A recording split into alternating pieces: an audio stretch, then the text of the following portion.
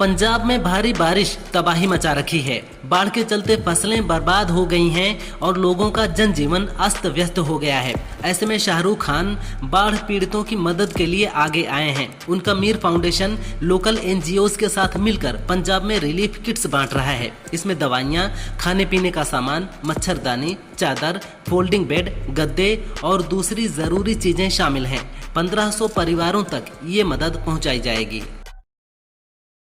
नेपाल के काठमांडू में यूपी की बस पर हमला हुआ है। प्रदर्शनकारियों ने बस रोककर पथराव किया और यात्रियों के बैग और मोबाइल लूट लिए। बस ड्राइवर के मुताबिक आंध्र प्रदेश के 100 तीर्थयात्री नेपाल के पशुपतिनाथ मंदिर गए थे, जहां से लौटते वक्त उपद्रवियों ने बस पर हमला कर दिया। इसके बाद ड्राइवर ने बस को काठमांडू एयरपोर्ट पर खड़ा किया और सभी यात्रियों को फ्लाइट से दिल्ली रवाना किया गया।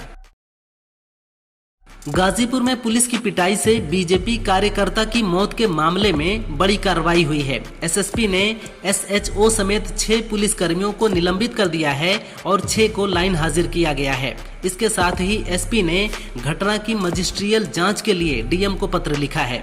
दरअसल नौनहरा इलाके के गठिया गांव में 9 सितंबर को पुलिस की पिटाई से रुकुंडीपुर गांव निवासी बीजेपी कार्यकर्ता सीताराम उपाध्याय घायल हो गए थे। आज उनकी मौत हो गई।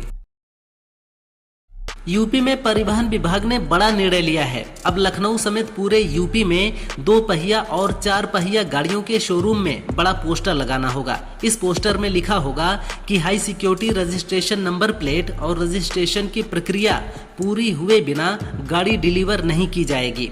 परिवहन विभाग के सभी नियमों का पालन किया जाएगा। ट्रांसपोर्ट कमिश्नर ब्रजेश नारायण सिंह ने इस संबंध में आदेश जारी कर दिया है।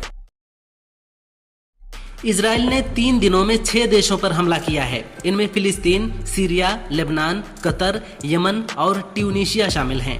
इन हमलों में 200 से ज्यादा लोग मारे गए हैं, जबकि 1000 से ज्यादा लोग घायल हुए हैं। हालांकि इन हमलों को लेकर इजराइल का कहना है कि इन देशों में आतंकी ठिकानों को निशाना बनाया गया है। हमलों को लेकर अमेरिकी राष्ट्रपति डोनाल्ड ट्रंप ने इजरायली पीएम बेंजामिन नेतन्याहू से नाराजगी जाहिर की है।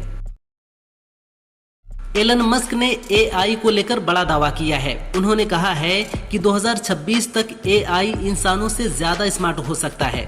वहीं 2030 तक एआई पूरी तरह इंसानों से ज्यादा स्मार्ट हो सकता है। इससे पहले भी कई रिसर्च में ऐसा दावा किया गया है कि 2047 तक एआई इंसानों की समझदारी की बराबरी कर लेगा। अगर ऐसा होता है तो नौकरियों पर इसका सबसे ज्यादा असर पड़ेगा। वहीं इसे कंट्रोल ना किया गया तो ये गलत फैसले भी ले सकता है।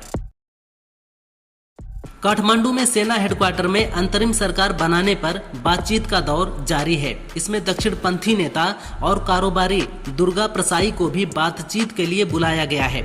इस बीच जेन जेड प्रदर्शनकारी दुर्गा प्रसाई का नाम सुनकर भड़क गए। प्रसाई की 2017 की एक तस्वीर विवादों में आई थी, जिसमें वो केपी शर्मा ओली और प्रचंड दोनों के साथ लंच करते दिखे थे। इसके साथ ही प्रसाई पलटी मारने में माहिर माने जाते हैं।